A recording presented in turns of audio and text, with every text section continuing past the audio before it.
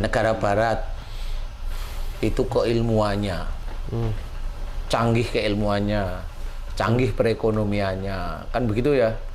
Kemudian negara Cina canggih dalam menduplikasi perekonomian dan sebagainya. Pokoknya canggih sekali. Ya. Pesat itu ya. Pesat lah. Sampai negara barat dan Cina itu mengkloning hewan itu jadi bisa sama mirip sifatnya seperti sifat indukannya. Nah, ini sebenarnya itu sudah titik-titik dia seperti Tuhan aja. Nah, oleh Allah Ta'ala dikirimkanlah salah satu tanda bahwa manusia itu harus kembali ke jalan Allah. Karena sudah banyak orang-orang mendakwahkan itu, orang yang dakwahnya benar, baik, itu malah dilecehkan, malah direndahkan. Bukan berarti saya merasa direndahkan, enggak. Bukan berarti Islam merasa direndahkan, enggak juga sih. Cuma orang-orang itu tidak melihat lah.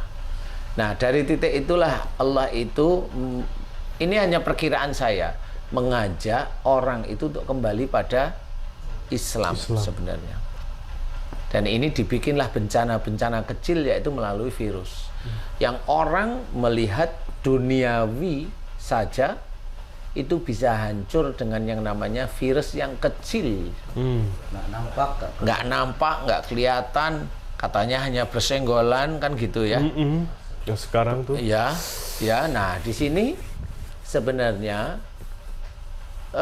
cara dunia ya hanya untuk dunia aja nanggulangin virus. Orang-orang Barat sudah mulai bebas tuh, merasa bebas dari virus. Karena orang-orang Barat kayaknya tidak kembali pada jalan Allah. Tidak kembali, jadi dibiarin dulu. Nih dibiarin nih. Kenapa orang-orang Barat? Biarin aja sama Allah Ta'ala. Nah, bagi orang-orang tertentu kayak di Indonesia ini, nah ini mulai nih dekat-dekat Indonesia atau di Indonesia ini adalah orang yang memang penduduk agama Islamnya itu cukup besar, tinggi. Kedua lah ya. Nah, dengan keadaan tinggi inilah ini masih dipolemikan oleh Allah Ta'ala. Dan di situ nggak cuma masalah virus saja yang masih berkembang. Orang-orangnya itu sendiri bikin masalah. Kenapa kematian di Indonesia saat ini tinggi? Ya karena memang kondisinya seperti itu, satu. Yang kedua adalah emosionalnya orang Indonesia itu tinggi sebenarnya. Iya. Baru ketahuan setelah ada sosmed. Dulu kan sebelum ada sosmed, tahunya orang Indonesia itu kan lembut-lembut, ramah, senyum. Begitu ada sosmed kan ngebully anak orang tuh kayaknya renyah banget itu. Bener nggak mau maksudnya? Habis-habisan ya. Jago loh ini jempolnya. Baru kelihatan. Anak-anak SMP, SMA itu jago-jago ya. Jago-jago Pak Ustadz. Ya rata-rata di umur-umur segitulah ya. Iya, dalam hal bully-membuli bahkan kita dapat cap negara paling tidak sopan netizennya. Di medsos. Dari Microsoft. Microsoft ya dibully juga. Iya, habis. Sampai tutup kolom kom. Gila, perusahaan segede Microsoft. Dibully. Panas loh sama ini. Negara yang tidak punya etika dalam dunia medsos. Iya. Memang begitu. Berarti sebenarnya Indonesia itu termasuk, mohon maaf ya, zaman dulu itu Arab lah ya. Kenapa turunnya agama Islam Quran itu di negeri Arab? Karena memang ya kali ya jahiliyah itu sendiri. Ya, betul, nah sekarang kok Indonesia baru muncul saat ini. Lah ini mau ada apa ini Indonesia ini ya? Ada nabi. Ya, nggak mungkin Pak Haji. Kalau istilahnya Al-Mahdi besok kan di negara Arab ya. Cuma di Indonesia ini loh mau ada apa ini? Kok ini jahiliyahnya sekarang, jahiliyah itu baru muncul sekarang ini gitu. Mudah-mudahan Allah menempatkan lagi seseorang ya. Mungkin jadi negeri ini kan negeri yang begitu banyak populasi umat Islam. Nyatanya ini perkiraan gitu. Hanya pada frekuensi nilai yang banyak aja gitu. Kuantitasnya nggak ada gitu. Jadi cuma kualitasnya nggak ada. Mayoritas besar, tapi kualitasnya kurang. Kualitasnya kurang ya, bisa. Ya mungkin ya betul. Mungkin. Iya gitu. Isinya buih ya, benar Pak Haji, benar. Agamanya namanya besar gitu, tapi nilai yang terkandung dari agama itu nggak ada gitu. Jadi kurang, sangat gini kali Pak kurang Ustadz ya, ya. orang itu banyak yang merasa soleh ketika orang tersebut sholat puasa dan melakukan ibadah, padahal itu standarnya orang Muslim kan itu. Bukan berarti dia soleh kan? Belum. Karena standarnya memang begitu kan? Iya, standar mata manusia Iya, aja. sholat kan begitu ya. Kemudian mengerjakan puasa dan lain sebagainya, Senin Kemis apa. Banyak orang merasa dengan dia seperti itu, wah gue udah soleh. Kayaknya belum ada kesadaran secara kuantitas. Secara kuantitas. Ya memang. Betul. Sepertinya Ustaz, ini Iya. perkiraan karena melihat dari besar mayoritas Banyak. umat Islam, tapi toh tidak mencerminkan etika yang luar biasa. Luar biasa. Malah yang terjadi Iya. kita menjadi trading satu tidak beretika dalam dunia medsos. Bayangin coba. Lah, Iya. memang itu dulu diturunkannya Nabi Muhammad untuk apa Ustadz? Menyempurnakan akhlak. Lah saat ini di Indonesia akhlaknya murad marid.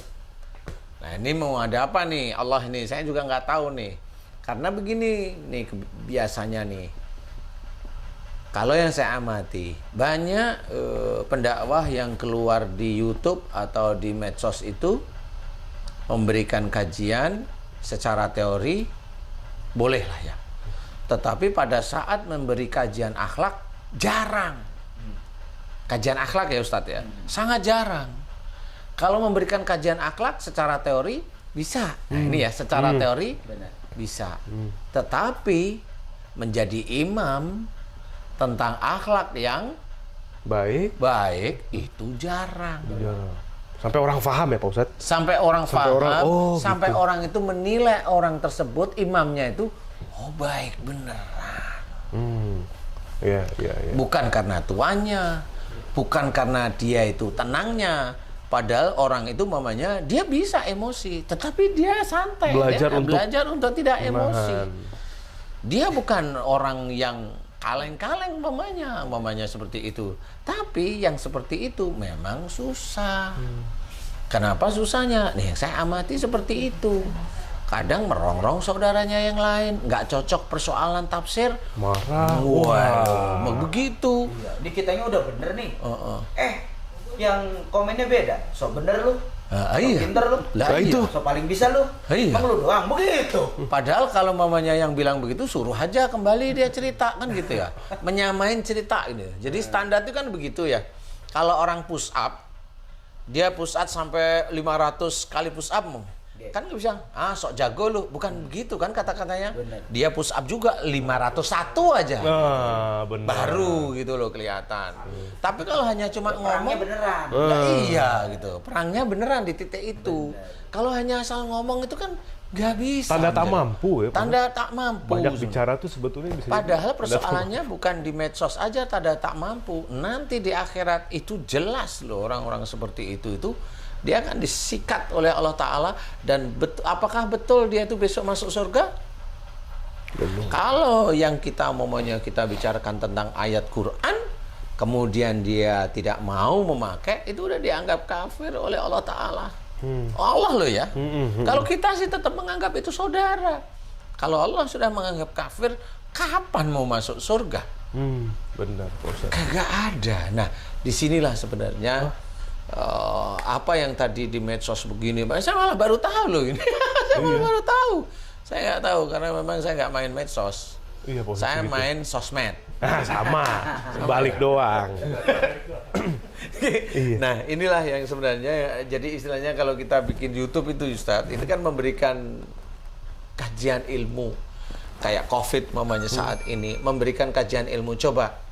Ini yang saya nggak terlalu sedih, cuma saya menambahkan pemerintah itu menyuruh untuk mencuci tangan, menjaga jarak, menjauhi kerumunan, membatasi mobilitas, pergi-pergi, memakai masker. Jarang sekali pemerintah atau pendakwah itu mengajak jangan marah, itu belum pernah loh saya. Terus sampai mana? 7M tadi Pak Ustadz. 7M. Nah, menahan emosi harusnya masuk tuh ke jadi protokol. Teman-teman pejabat termasuk kesehatan itu karena selama ini saya mendengarkan TV ya di TV nasional itu. Kemudian ceramah teman-teman dakwah itu jarang sekali atau belum pernah saya itu mendengarkan janganlah marah, hindari marah, itu jarang. Padahal itu sederhana. Itu sederhana yang sering kita dengarkan, la taghdab walakal jannah. Itu kan sederhana Ustadz. Iya. Ringan banget. Ringan, tetapi kalau kita amati jangan marah bagimu surga, itu kan sebenarnya Allah menyampaikan untuk Rasul melalui malaikat Jibril itu jelas. Kalau orang nggak marah baginya surga. Kalau orang marah baginya neraka. Kan sebenarnya hanya begitu aja caranya. Simple banget. Simple. Cuma jarang. Katanya orang tertentu, kelompok tertentu, mana mungkin sakit itu dari marah. Lah, emang terjemahkan aja itu. Tafsirkan aja hadis itu. Gimana maksudnya hadis itu? Ya itu kalau umpamanya wah hadis itu ya itu aja kan gitu loh. Ya berarti kamu nggak berkembang cara berpikir. Benar. Kan begitu ya. Jadi bukan doktrin sebenarnya. Itu benar, hadis itu berhubungan dengan banyak sekali ayat-ayat Quran. Jangan sampai kita itu ada persoalan hari ini tidak berhubungan dengan yang dulu-dulu lah. Orang itu kan begitu. Orang Islam itu kan semua itu terkait. Sejak akhir balik. Sejak akhir baliknya itu terkait bayang terus dosa itu, yang udah Ustaz. dibikin, ya Allah. Jadi benar-benar itu terkait. Jadi istilahnya kalau di dalam istilahnya Allah itu meniupkan ruh, nanti mulai rezekinya, kemudian jodohnya, kematiannya ditata, istilahnya ditentukan oleh Allah Ta'ala. Menurut saya ditentukan itu ya melalui Quran itu. Jadi kalau dia itu berbuat baik, kenapa di dalam kalau ditentukan? Kenapa kalau di dalam Quran kita itu disuruh menyembah Allah, disuruh berbuat baik? Kalau Allah menentukan, kan begitu. Kalau Allah menentukan dia orang matinya kena COVID, maaf nih ya, saya takdirnya kena COVID. Ya kenapa dulunya dia itu masih emosional, menyimpan marah dan sebagainya? Coba mengingat jangan marah, jangan ini, kan bisa takdirnya beda. Betul. Ya, karena yang bisa merubah takdir itu ya kita sendiri, tapi bukan takdir yang dirubah terus akhirnya sampai kemana. Enggak, memang kita yang merubah takdir itu maksudnya dari yang sesuatu yang buruk, yang nantinya terjadi buruk, kita rubah jadi baik gitu Pak Ustadz. Iya, kalau kita melakukan kebaikan yang dianjurkan oleh Allah Ta'ala, termasuk ibadah itu juga kebaikan, nanti takdirnya kan baik. Amin. Termasuk sehat itu kan takdir baik. Takdir baik. Atas apa yang kita lakukan, buah tangan kita sendiri itu Pak Ustadz. Iya, buah tangan kita sendiri itu ya itu. Seseorang dia akan mau meninggal, nanti meninggalnya di akhirat dia masuk surga, itu bukan ditakdirkan oleh Allah Ta'ala dia besok masuk surga. Itu mah Nabi. Kalau Nabi udah jelas. Dan kalau manusia, manusia itu masih semaunya sendiri. Aduh. Ya sanitizer dipakai di tangan, dia nggak mau kalah, dikumur-kumur, nggak mau kalah lagi, ditelan lagi, kan gitu. Jadi menambah penyakit baru ya. Nah, jadi bukan ilmu yang dipakai. Iya, nih Pak Ustadz, kembali lagi kita ke belakang lagi ya tadi yang COVID. Kalau begini gimana Pak Ustadz? Maksudnya pemikiran begini menurut Pak Ustadz bagaimana? Udah, apapun yang terjadi, semua ini kan kehendak Allah ya Pak Ustadz ya. Ini kan COVID ini kan sebetulnya wasilah ya, perantaranya kan gitu ya, atas apa yang ingin Allah berikan kepada manusia. Kalau begini bagaimana? Misalkan kita berpikir bahwa ketika orang itu misalkan kena COVID nih, oh ini ujian dari Allah, berpikir ke situ. Boleh. Ujian dari Allah. Ketika yang tidak kena COVID juga itu merupakan ujian juga dari Allah, sejauh mana dia bisa aja dari Allah Ta'ala menjaga hatinya. Karena gini, kita tidak punya kemampuan untuk melihat virus itu kan kecil sekali. Iya. Kemudian untuk melihat berita yang begitu banyak berkembang di masyarakat juga kan rumit ya. Jadi menurut saya, ya udah sekarang COVID itu dari Allah, kita bersyukur kalau misalkan memang Allah masih kasih kesehatan, tapi pun jangan sombong. Ketika sakit, anggap ini sebuah ujian, kembalikan lagi kepada Allah. Jadi intinya pasrah aja gitu Pak Ustadz. Ya, tapi kan sebagai seorang Muslim kan nggak bisa pasrah itu diem kan nggak. Ada ikhtiar. Harus ada ikhtiar. Salah satunya mamanya ikhtiar kita itu untuk menjadi seorang yang bijak. Mamanya gini, terkena COVID ada apa? Ada teman kita dakwah yang satu grup itu terkena COVID Ustadz. Iya. Ya, Ustadz Randy itu kan terkena COVID ya. Kemudian saya bantu doa lah. Saya hanya minta Ustadz tolong doa saya diaminkan. Wallahualam, beliau mengaminkan terus. Alhamdulillah beberapa hari langsung enakan. Yang dulunya pakai ventilator itu dilepas, yang dulunya nggak bisa makan, alhamdulillah udah mulai bisa makan.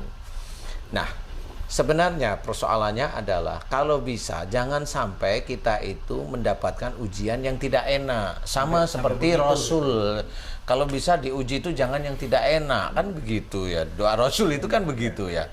Jadi bisa itu mengkikis iman seseorang. Karena nggak kuat sebenarnya. Nah, maksudnya gini nih. Gimana Pak Ustadz? Kalau bisa jangan sampai kita mengalami ujian tidak enak, walaupun sebenarnya tidak enak itu juga harus kita syukuri. Tetapi gimana caranya tidak mendapatkan? Yaitu berbuat baiklah. Kan gitu ya.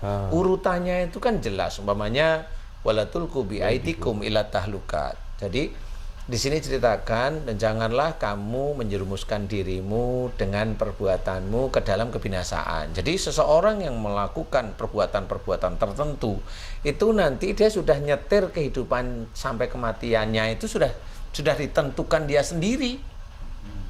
Kalau dia emosional ditentukan sebenarnya. Nah, disinilah sebenarnya di tengah-tengah ini Allah itu mengajak untuk kembali ke jalan Allah Ta'ala lagi. Yang dulunya emosional jadilah pemaaf. Yang dulunya kaku jadilah yang lembut. Yang dulunya itu dia pengen dimuliakan, muliakanlah orang lain dulu. Kan gitu ya? Bener ya? Kalau ingin benar-benar ditinggikan ya hormati, tinggikan orang lain. Itu kan pembelajaran yang ada dalam Quran sebenarnya, yang itu juga dikerjakan oleh Rasulullah Muhammad SAW. Nah, di titik itulah nanti kita itu menyusun kehidupan kita itu baik. Makanya kalimat berikutnya wa ahsinu, dan berbuat baiklah. Dan berbuat baiklah. Innallaha yuhibbul muhsinin. Dia berbuat baik. Berbuat baik itu gimana ya? Kembali lagi kepada Quran dan Sunnah. Berbuat baik itu. Nah, kalau kembali lagi beneran dikerjain, yang kemarin-kemarin dikerjain, ya marah, emosional, kaku, suudan dan sebagainya. Ini kan akhirnya ditinggalkan. Kan begitu sebenarnya. Ayat itu kan petunjuk untuk kita telaah, kita pikirkan. Nah, dari sinilah insya Allah nanti mudah-mudahan kita tidak terkena COVID. Tidak terkena ujian yang menurut kita tidak enak. Sebenarnya kan gitu sebenarnya. Jadi Allah itu paham. Jadi orang yang terkena sesuatu tidak enak itu ada beberapa kemungkinan memang dari perilakunya sendiri. Kemungkinan kedua karena imannya dia kuat. Imannya kuat ya bisa aja jadi ujian, dia menjadi ujian yang tidak enak, tapi dia tetap menerima ujian itu dengan senyuman, dengan lapang dada, dia terima. Nah, ini sulit mencari orang yang seperti itu sulit, tetapi ada. Nah, di titik ini kita melihat, ini satu nih perilaku. Makanya kenapa saya hanya mohon aja terhadap pemerintah, mbok ya ditambahilah, ya, jangan emosional, jangan kaku dan sebagainya. Kan sama jadi ini. Saya juga melihat teman-teman dakwah lain, cobalah digaungkan. Akhlak Rasul itu jangan cuma cerita. Rasulullah itu adalah contoh yang baik. Sesulit itu ya? Hanya apa namanya? Cerita gitu ya? Slogan. Kan akhirnya menjadi slogan. Ayo cobalah. Ayo jangan marah. Apa? Resapi. Diajak masyarakat itu seperti itu. Kalau teorinya tahu semua, Rasul itu memang contoh yang baik. Dari mulai anak SD sampai orang yang mau mati itu Rasul contoh yang baik enggak? Iya, pasti gitu. Suri teladan. Iya, suri teladan. Iya, gitu. Tapi nggak diikutin apa yang contoh yang baik, apa yang dikerjakan Rasul itu nggak diikutin. Nah, inilah akhirnya menjadi Indonesia termasuk berkecamuk, virus ini masih di situ. Karena memang kalau saya amati ya seperti itu, ya nggak apa-apa, silahkan mau semua nafsi-nafsi memilih kan gitu. Nah, dari titik itu oke. Kemudian ada juga orang nih di luar orang yang dia punya ilmu agama yang cukup lumayan paham ya. Orang nih, saya dengerin kemarin ada nge-zoom di instansi tertentu dan itu dia seorang profesor, saya dengerin cerita tentang COVID.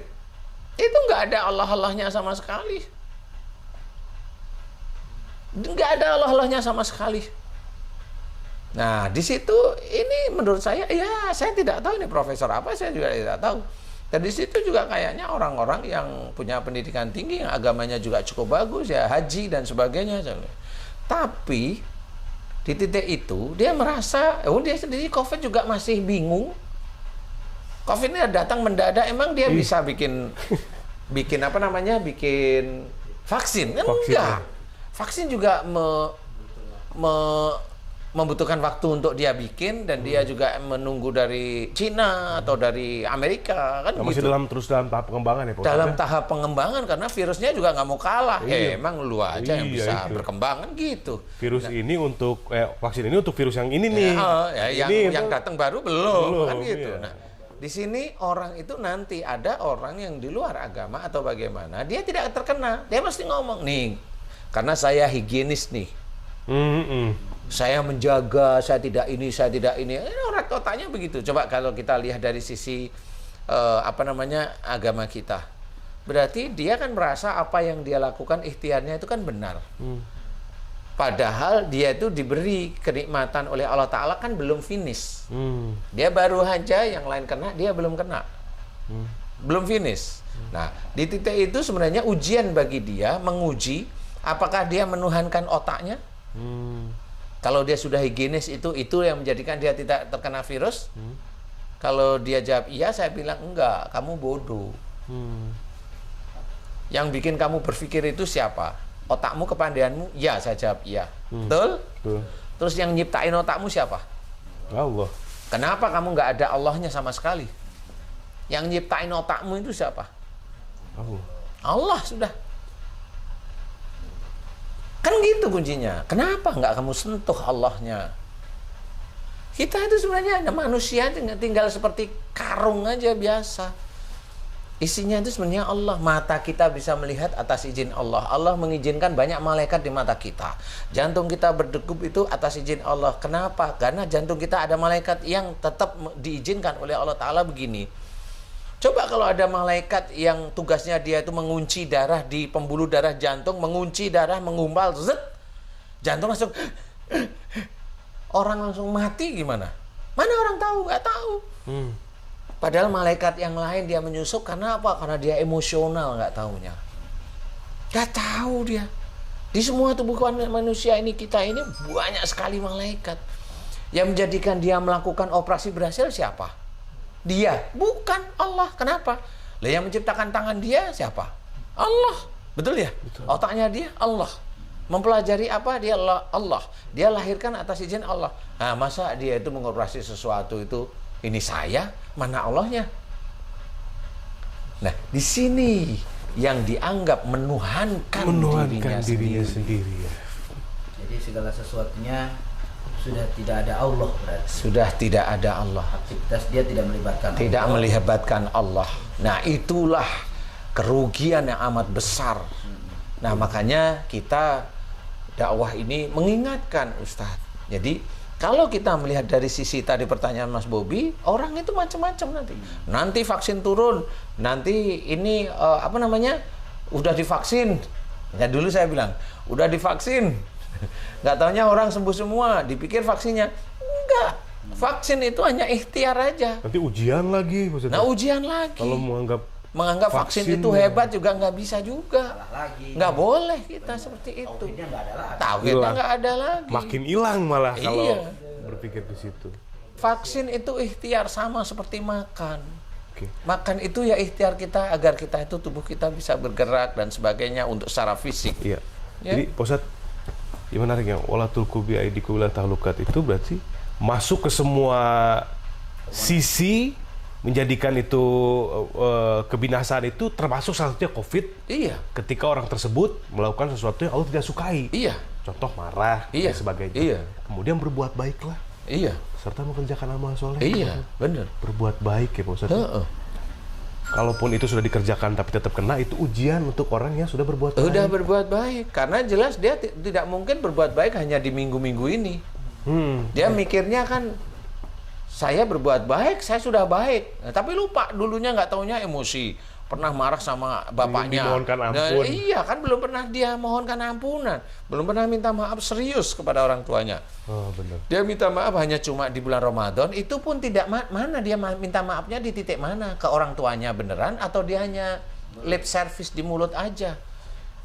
Kan tinggal maafin ya, mana ini sama ini nggak sinkron loh Mas. Tapi gini, kalau minta